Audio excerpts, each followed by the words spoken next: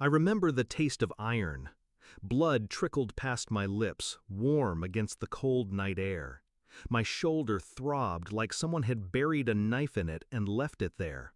He was still breathing heavily when he stepped back, knuckles swollen, jaw tight.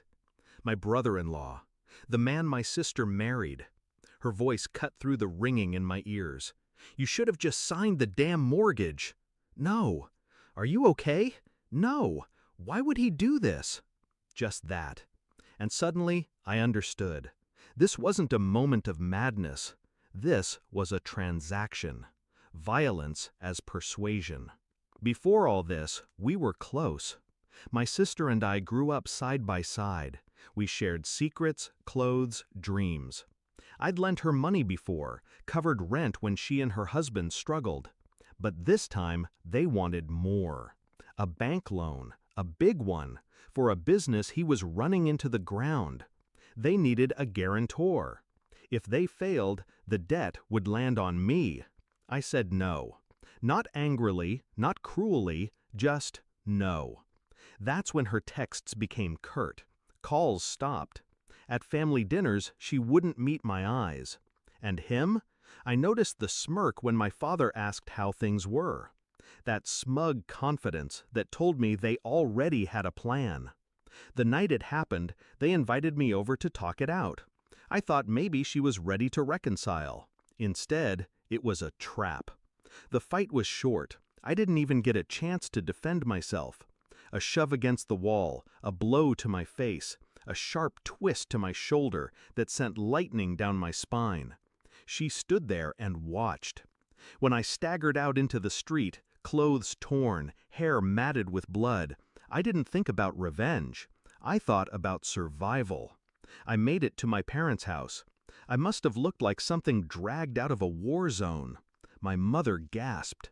My father's hands trembled as he reached for me. I collapsed before I could say the words. When I woke up, there was the sterile smell of antiseptic. My father sitting by my bed. The police outside the door. They'd already heard the story. My father had told them everything I managed to whisper before losing consciousness. They didn't hide their disgust. One officer muttered, "Family doesn't do that." But I knew the system. People like my brother-in-law, charming, articulate, slip through cracks. I needed more than outrage. I needed proof. I needed patience. I didn't press charges that night. Everyone thought I was too afraid. In truth, I was waiting. I kept my distance, but I listened. I had friends in the right places, one at the bank, another who worked with property records. The whispers came slowly. Missed payments, silent investors pulling out, a hidden loan under a fake company name. I started collecting. Screenshots, copies of emails, bank statements accidentally forwarded to me by a mutual contact. I didn't just want him behind bars. I wanted him erased.